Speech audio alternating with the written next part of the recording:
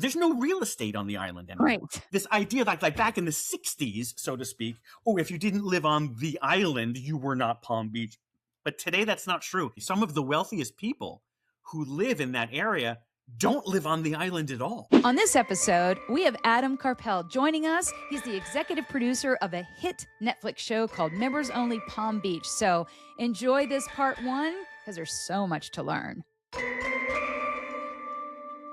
Reinvention's not cute. Whoever said that is crazy. They're nuts, okay? Because it's chaotic, it's uncomfortable, but it also is kind of liberating, if I'm being honest, which that's what we do here. I'm Christina Rumbley. I'm a serial reinventionist, and I have done everything you can imagine, all the way from being a pop star to becoming a professional songwriter. From that, business entrepreneur, leading 250 employees, then selling my companies to where I am today. This is Reinventing Rumbley, and that's what we do here. But we're inappropriately appropriate, of course. So now it's time to reinvent. So let's get to it.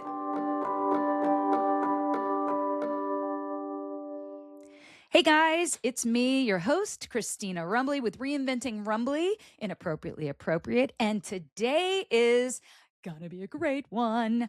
I am having a guest on that you may not know, but you're going to get to know him. His name is Adam Karpel, and Adam is the executive producer, one of them, on Members Only Palm Beach, a hit Netflix show that comes out and it shows all the ins and outs, the good, the bad, the ugly, the gossip, the yumminess of this world. And we get to be like a fly on the wall and learn a little bit of behind the scenes and what it takes to really do a show like this and learn a little bit about Adam. Now, Adam and I know each other because he knew me back in I-5 days before I was a songwriter and before I was on even on tour with NSYNC and Britney Spears, but he lived next to Andy, and we got to meet a long time ago. Fast forward to 2021, he actually put a little show together for I-5 and pitched it. It didn't get picked up, but boy, was it a blast. And he is a very talented writer, producer.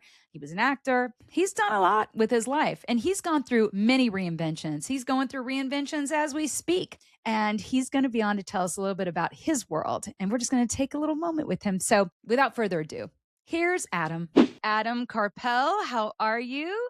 Hi. So great to Hi. see you. Oh, so good to see you. Thank you so much for doing this for me. You are just always on my mind because, we met many, many, many years ago, but then Yes. fast forwarded a few years ago working together on a potential show. And I just wanted to have you on, pick your brain and talk all about Hollywood and get a little bit of this insight into this amazing executive production that you are on and that you did. And that is called Members Only Palm Beach. Oh my goodness. People, if you haven't seen this, it's on Netflix. If you haven't seen this, you are losing the battle. Okay. You need to get in, you need to binge watch it. You have to do it because it is the best. I call it numb and dumb, which is how I like to just kind of decompress. And I'm a big Housewives fan of the whole thing. I'm a Beverly Hills. I'm in Atlanta. I'm in New Jersey, Miami. You name it, I love it. But this was so different to me. And what I loved, Adam, is it has the chance, if not will, I think it's going to knock Housewives potentially over to the side a little. It's a little different of an angle, I feel. So anyways, we'll get into that. But thank you for joining. Good to have you, man. Absolutely. I am very excited to be here on Reinventing Rumbley as we have both really reinvented ourselves over several, permutations. So Absolutely. It's a fitting title. Yeah, it is. It is. And that's why I wanted to have you on it because one, if you can just give our listeners a little bit of a background on when did you get to Hollywood? Give me a brief background so they get to know, because I know that you did Housewives of OC. You've done, you name it, you've done it. And I want everybody to understand kind of how you've reinvented yourself in time through Hollywood and where you're at today and all the good stuff. And then we're going to get into Palm Beach and all the fun stuff. So give us a little background of yourself, because I don't want to do it disservice. I want you to tell your story. I'm going to tell this as fast as possible because I don't want, especially if anybody's driving, listen to this. You don't want to fall asleep. So here's the deal. I studied acting. That's what I did in college. That's what I had wanted to do for a really long time. I ended up after I graduated undergrad, I got a full scholarship to UCLA. So I came out to LA. I was going to, do this whole acting thing. You were going to be a star. I was, yes. Well, if not a star, I was at least going to be an asteroid or something that fell straight to the earth. I don't know if it was a star, but I was going to at least try to make my living doing it. But, listen, you've been in the entertainment. We've both been in the entertainment industry. So, and you know the ups and downs. And while I was trying to do that, I needed a day job. And I refused to wait tables, the typical stereotypical, thing. I worked in offices here and there. But in 1999, I applied for this job randomly. And what it ended up being was I was hired as a transcriber, and I'll explain that in a second, for Taxi Cab Confessions on HBO way back in 1999. Oh, my favorite show in the world. It was on HBO and Cinemax, and it felt like it was so dirty. Very It's like dirty. Subway Takes now. Subway Takes to me is the Taxi Cab Confession version, but go on. Exactly. Yes, you're 100% right. And at that time, so what, not to get too far into the weeds, but at that time, what you would see on that show is maybe 3 taxi rides, right? Well, of course, we filmed tons of them. And it was my job in 1999, my day job, to literally listen to the audio of the whole ride, which was usually about 2 hours because they drove them around, and transcribe it. That was my first reality job. That's amazing. So you're typing, so he sucked my, and you're like, no, oh my God. All right. Yeah, I mean, it's crazy. I mean, listen. I learned all the ins and outs of that show, and that there was a van that would follow the taxi cab and the driver had an earpiece, and they would feed them questions, like all these different things. Of course. So that job in 1999 led to another sort of entry level reality TV job, and another, and honestly, before I knew it, what was a day job became my job. A job. And I think probably the biggest inflection point for me was working for a company that is now called Evolution Media. And Evolution produced seasons 2 through, what are they on, 59 now, of The Real Housewives of Orange County. And I started on season 2 of that show and stayed with it through season 12. That's a long time in Hollywood. Long time. That's a good ride. And in between, they used to be, those shows used to be shorter seasons. Like now when you watch a Real Housewives show, it's almost like 24 episodes, right? Well, they were shorter. So I could go and work for other companies and do other shows in between, sort of my summer vacation jobs. But I would always come back to Evolution. And I worked my way up the food chain to executive producer for seasons 10, 11, and 12. That's really, really, I mean, Hollywood, I know Hollywood, and just to have a stable income is very unusual. And when you get it, you try to hold on to it for everything you have. And for a show to have that type of longevity, it's not very common. You know that, especially in reality TV. But it's become so popular. And I mean, I know it ebbs and flows, right? You're going to have the ones that fall and the ones that succeed. And what's amazing with that, Adam, is that you took the dream and you said, okay, I don't want to do these things, but I want to be in the business in some capacity doing something, right? Because waiting tables like I did, it was just a matter of keeping myself available to do auditions. You do what you got to do, but you found your footing, and then you were good enough to stay. And that to me is a testament to talent and skill, relationships. So would you say, what's a reinvention that you had, obviously going from acting into producing and all the steps it takes, the PAing and going up through the ringer? What would you say was the biggest pivotal moment for you of reinvention that you were like, wow, okay, this is difficult, but I'm going to do this to get there? What was like a moment that you had that you can remember? I skipped one element of sort of my origin story, but we don't have to go into the details of it. But I was writing for a long time. And I got into the Warner Brothers comedy writing program, which was very competitive. And I was in the sitcom world for a time. And that was when our friends, TJ and Andy, were living right next door to us. We were, That's right. it was like Three's Company there. And It was. so but I was doing reality TV was my day job at that time. Right. So as the day job started to become my real job, I think the inflection point for me was realizing that reality TV, it is the same as writing scripted material, except instead of writing it on the page, you're writing it with the footage. You are Interesting. crafting a story. You're still writing. You're just doing it in the edit bay. You're editing it. Right. The Correct. look, the this, the that, the catching that eye roll, because now you're lifting the story out of just dialogue.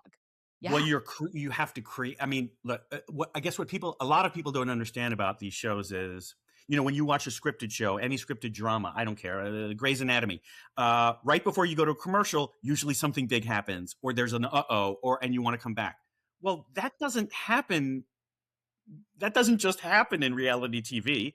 We've got hours and hours and hours of footage. I have to make that happen. I have to create it with an editor. So that 44 minutes of an episode of Vanderpump Rules, that's created from hundreds, and I'm not joking, hundreds of hours of footage. Wow. So we're essentially, we're writing the story with the footage that's captured. And I realized it's this, you're using the same muscles in a different sport.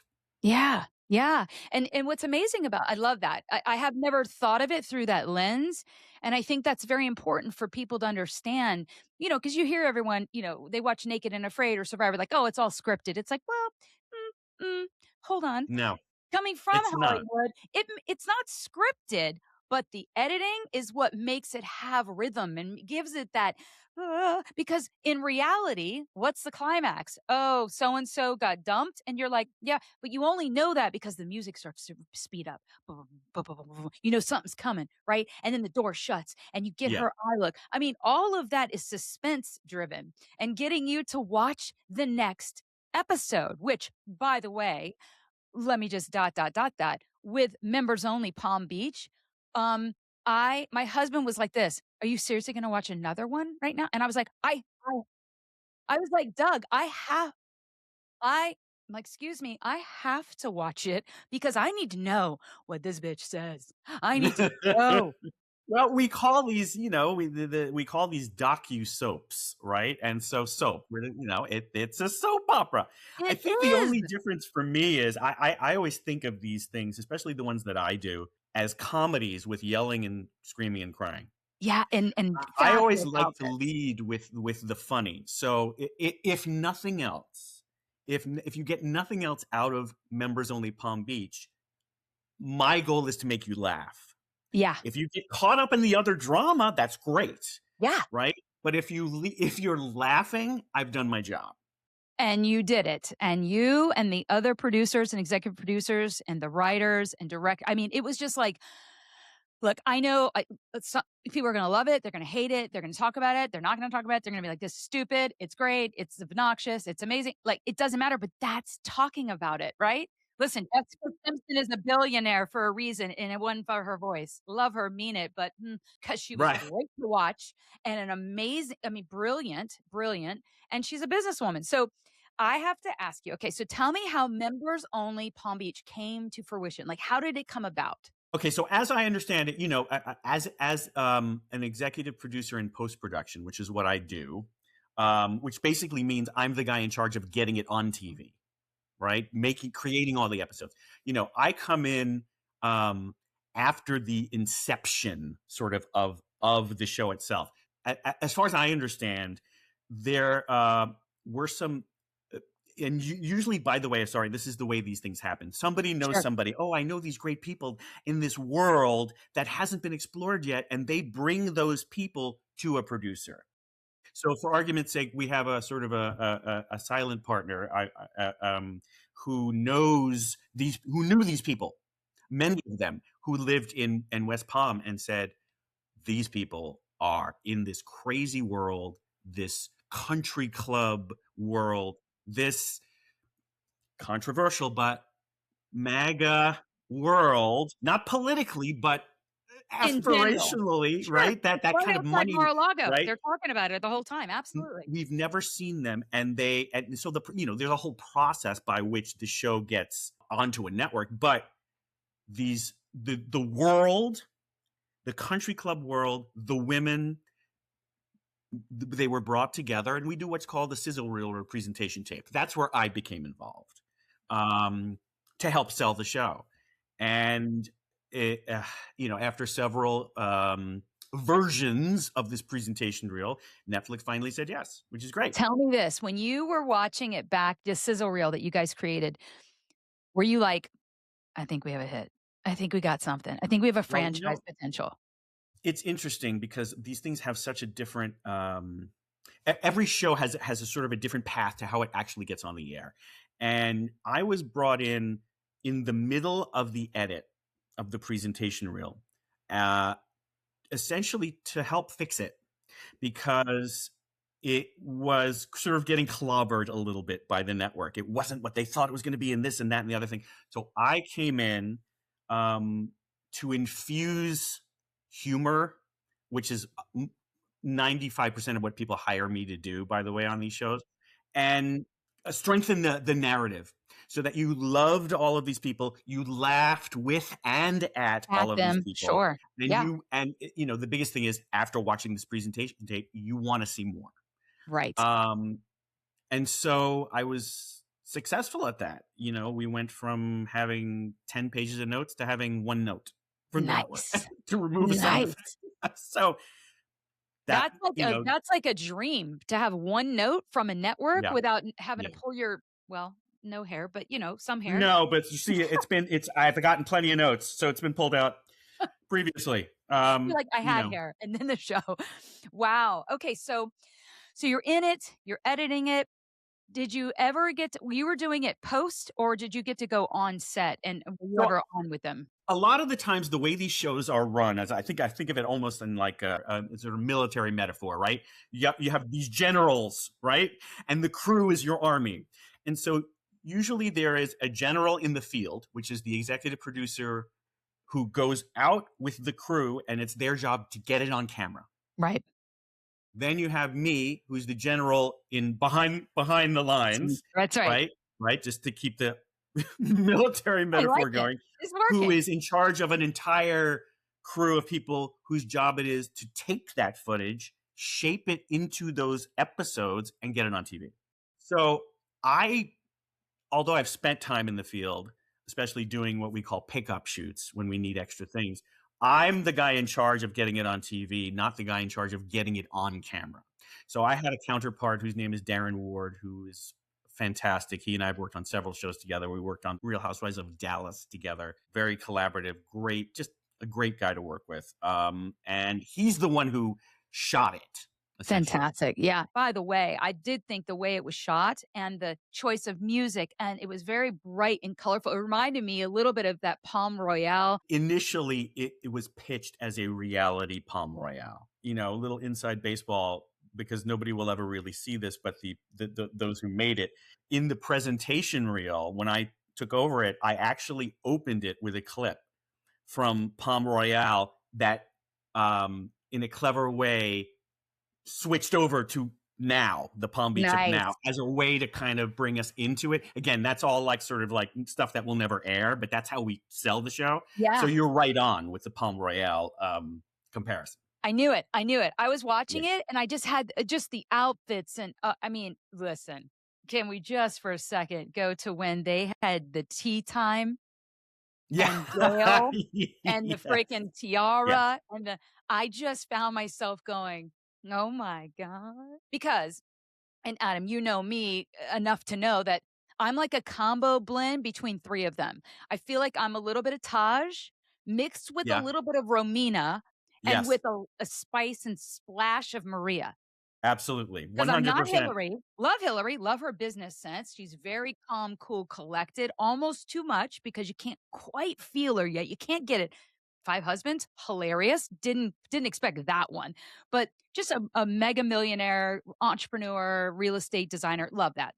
But there was an element of like, I couldn't quite read her. She was the one I couldn't read. And I was like, but she's interesting because she doesn't get into the drama and the gossip, yet she can be the ringleader of the gossip and Mhm. all that, but Yeah. doesn't maneuver like a gossiper. Hillary and Taja, it's interesting because they are, if you think about the Palm Royale comparison, they're the older guard, but they've Correct. been there longer.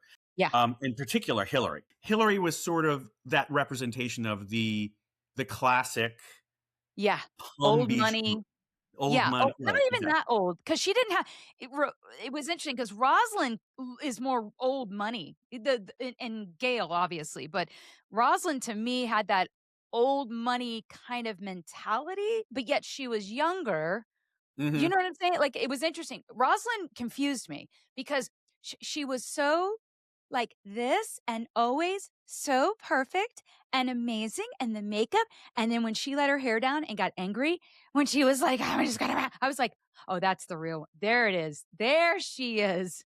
Yes, and I think for me as a storyteller, Rosalind's story was the most nuanced because one of the things she says at the very, very end of the series, after without spoiling anything, is she found her voice, and she's sort of not going to take it anymore, so to speak. And that was true. That was nothing scripted. She didn't self-produce that. It came out.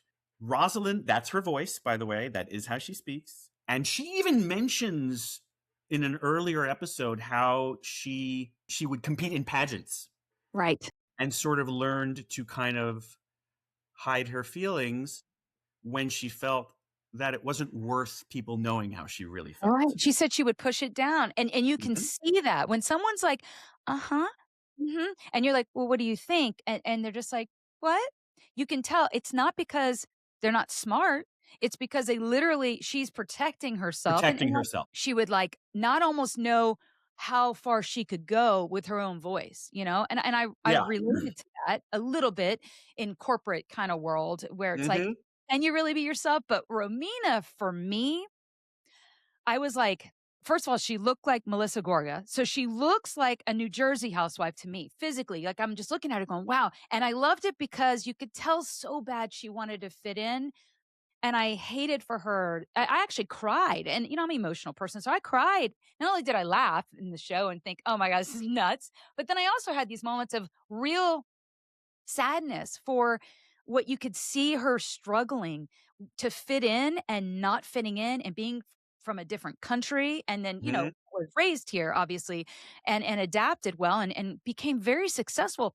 And the one thing I was sad is I really wanted to know more about how they got there. Do you know what I mean? Like she Mhm. said at one point passing, she was like, I sold my company. My brother and I sold this in-home nursing care, whatever they did, for $42 million. And I thought, get it, girl? That is a big conversation. Like, that's not easy to do, and as an exited, entrepreneur, that's not an easy task. So, kudos to her and her brother for doing that, and the parents of her parents to say, "Hey, here's 50 grand. This is what you can do with it. Your choice. I don't care." But Right, exactly. I mean, that was her inflection point. That was like, okay, do I spend this on some massive wedding or some massive vacation, or do I invest this in a business? And she and her brother took that money, invested it in a business, and you know, sold it. that's that's they did it. They So, did it, and that's the American dream. I mean, for some people, and she that could be says their that. dream. Yeah, She and it's says that. beautiful. It's It was true. Yeah. beautiful, and honestly, she found her voice too. It was at that, when she got emotional because she even said, "I don't cry. This is like not. I was taught not to cry," and then she did. And listen, the real winner of the entire season was Gail because I I Gail. sat there every episode being like, they gotta show her place. I need to know where she lives. They keep talking and hinting that Hillary's like, it's an apartment. I won't say where. I just needed to see it. And the fact we never saw it, I was like, I need to know if this bitch is real. Because I started to go, I don't know, man. sounding pretty shady. Is there gonna be another one? Did it get picked up? Do we know? Do we? It's interesting that you ask because I should we should be finding out this week, actually, of all weeks. No exclusive? Netflix, you got it. I wish I could tell you exclusively right here. Yes, That'd be amazing. but we should know very soon. Netflix is a very data-driven streamer, so even if a show in its first season gets glowing reviews and millions of views Yeah. on the platform, they still have to look at every one and zero to know whether or not it's worth financially re-upping a show. And well, they need we're at to. Adam, they need to, because I need to know what happens. I need to know what's going to go down. I need Maria to deflate the boobs because I love her. Deflate the boobs. I need her to deflate the boobs and stop with all the filler, but she's hilarious because she's kind of ghetto-fied, and I related to her because I was like, I'm that girl who doesn't fit into the crowd. I can kind of fit in, and look, I'm not a New Yorker. I don't talk like this, but there was a level where I was like, this DJ bitch is getting it on and going to Mar-a-Lago. What? And it was just crazy. She lives this sort of dual life in a way. I think she even says it in the show that people find different ways in through the doors of these country clubs, and she found her way in through the back door as a DJ. And so initially she was the hired help, but then she started making connections with people, and she still has her foot in the back door, but she's now able to come in through the front door as a guest, and she's throwing her own parties as well now. So I love all of my reality children equally, but there's each of them sort of fulfills where they fit in the show and what they bring to the show, right? And so whereas somebody like Hillary kind of brings that grand dame, almost pomp and circumstance, the pomp and circumstance of Palm Beach. And Romina brings that she's a puppy who wants to just fit in, but she, you got to be careful because you can't crap on the rug. Yes. Taja, to me, has always been what I would call almost like if you remember from the Muppet Show, those two old guys who sat in the balcony and threw barbs. Yeah. That's what Taja does really well in her interviews. If you watch through the show, she always has a killer zinger.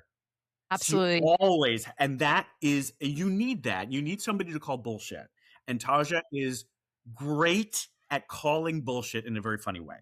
And so that's why, just as a producer, I love that aspect of it. She reminded me of a different vibe, but like Nene Leakes a little bit. Nene was the queen of shade. Incredible. Her and Kenya, the shade was incredible, but it was just the cleverness of being able to, I don't give a fuck. Like, that's just the way Taja had that. 100%. Yeah. And this is what I'm wearing. If you have a problem with it, say it to my face. Like, she has that baller, like New Yorker, like. Well, yeah, she's from New York. So totally. Yes, she has that, she definitely has that vibe, which is what I love as well. I think one of my favorite lines from her is during the infamous baton passing of the baton sequence. Taja comes on and says something like, just because you get a baton doesn't mean you're the queen of Palm Beach. It means you're a majorette in a marching band. Yes, totally. Like, simmer. She's hilarious. She is. I love her. I feel like I could hang with a few of them, and I don't think Hillary would like me. I think I'd be a project for her too. I think she would be like this. Yeah, you're funny, you're cute, but we're gonna have to corral you because I'm a little too rogue. Well, I have some questions for you. Just want you to be ready because I'm a rapid fire questions at you. I've got my handy dirty questions here. Look at this. Okay, Andy Cohen. Fire away.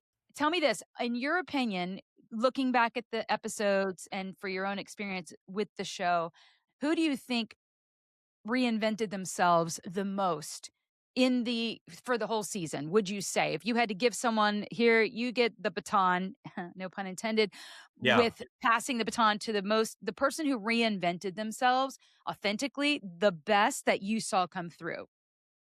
I would have to say Rosalind, because her There's only a certain amount of kind of editorial manipulation that we can and can't do in a series that's shot like this.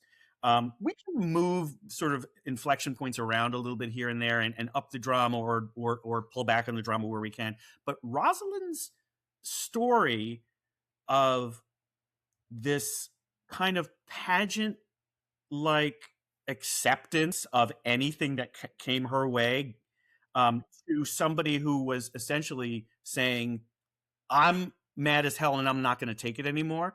That was 100% authentic for her. Right. And I think she even says to us, she even admits to us, and some people call them confessionals, the interviews, I've never stood up for myself like that before.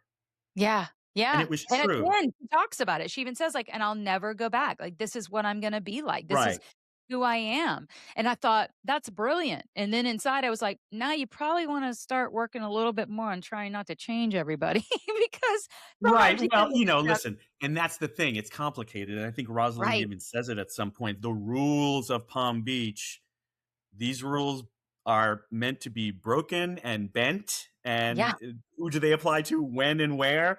And that's Romina's point, right? Like, who am I supposed? You're saying A, you're saying B, you're saying C, but this other person said D. What am I supposed to do? When she even said, like, maybe I need to find a new group to be part of because they won't beat me down for being a little loud. And inside I was like, you go, girl, be loud. It's okay. Well, that's the thing with Romina. I think she's realizing, or has realized, that in order to fit in, she needs to adapt what I call externally. Wear the right thing, do your best to say the right thing, but inside, she's not changing. Not she at will all. always be her, like it or not. And that's right. When that comes out, it comes out. And when it doesn't, it doesn't.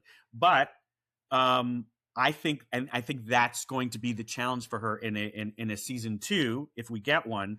How, now that I know the rules I'm supposed to follow and the rules that are a little elastic, now how can I move forward and play the game?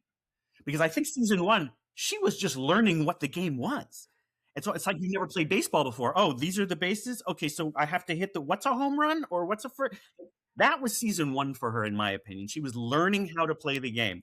Now that she knows how to play the game, in season 2, if we get one, I would love to see her hone her skills as a Palm Beach woman while remaining true to herself. You know she isn't going to. You know she's going to come in balls blazing and be more like this. Maybe.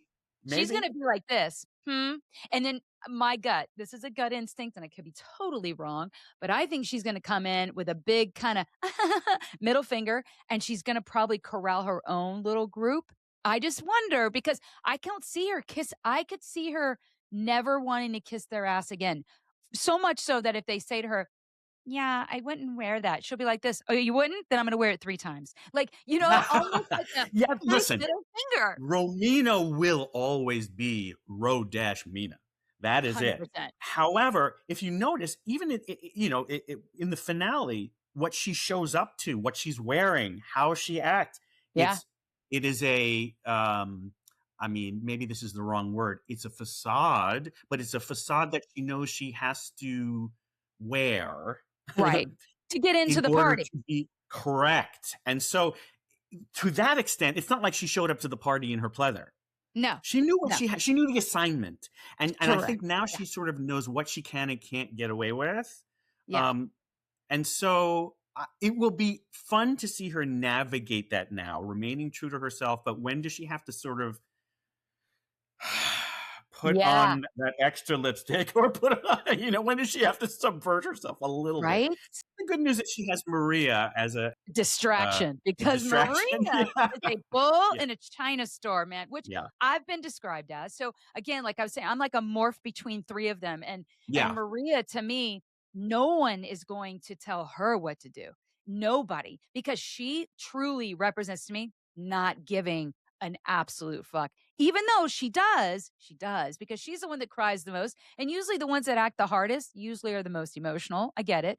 And except Hillary, because she's so stoic and just grand dame is exact. That's why I think Gail bothered her so much because she was like, you're just old. You're not a grand dame. You just are by name because I run this thing. which was hilarious because I was like, usually if you do run it, you don't need to tell anyone. And she didn't. She is very confident in what she brings to the table.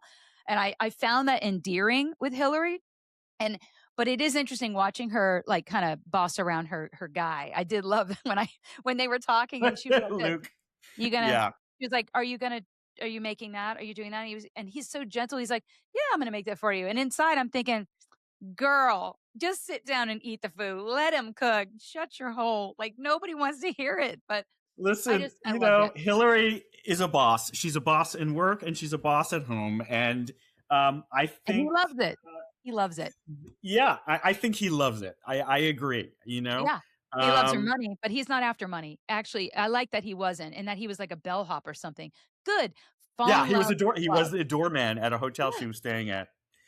Crazy, right?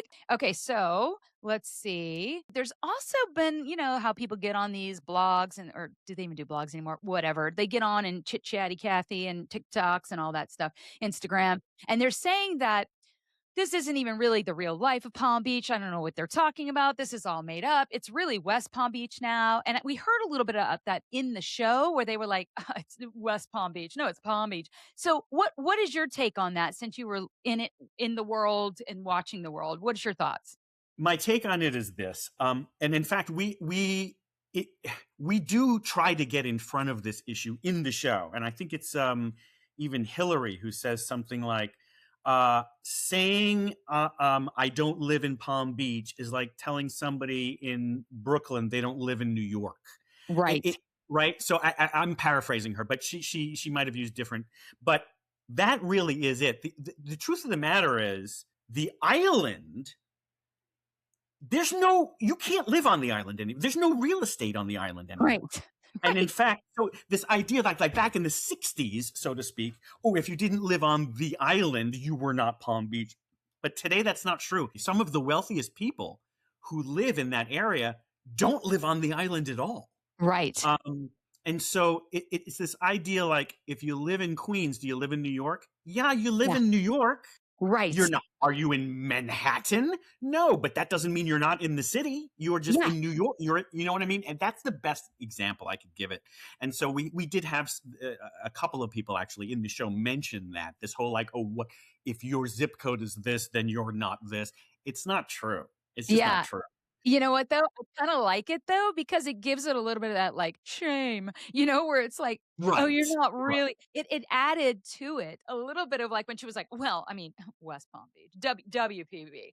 And you go, and when you're not from there, and I lived in Florida growing up, but I don't know that area. I was like this. Does that matter? Who gives a shit? But then I started laughing because I'm like, that's just another layer of bullshit of like, oh, well, you're on the Upper East Side or you're the West Side of Manhattan. Yeah. I mean, listen, you're in the city. Come on. Yeah. They're like, Chelsea? Never. Well, I love Chelsea. And they're like, if you're not from here, you're not there. You don't get to go to that thing. It's the same everywhere. It is. Asheville, And they honestly, do the same thing in Asheville.